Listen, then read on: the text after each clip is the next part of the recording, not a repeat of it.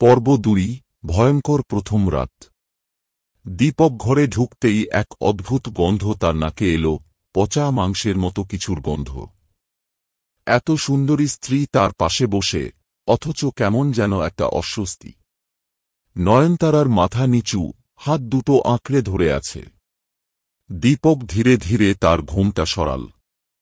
ঘোমটার নিচে যা দেখল, তাতে তার গলা শুকিয়ে গেল। নয়নতারার মুখ আধা পচা, চোখের কোণে গভীর কালো গর্ত, ঠোঁটের একপাশ ছেঁড়া, মাড়ির ভিতর থেকে দন্তহীন মাংস বেরিয়ে এসেছে। হঠাৎ সে ঠোঁটের কোণে বিকৃত এক হাসি ফুটিয়ে বলল, আমি বলেছিলাম না তুমি সবকিছু সহ্য করতে পারবে। দীপক আতঙ্কে পেছনে সরে যেতে চাইল, কিন্তু নয়নতারা তার হাত চেপে ধরে বলল, এখন তুমি আমার, দীপক। তুমি আমাকে ছেড়ে কোথাও যেতে পারবে না।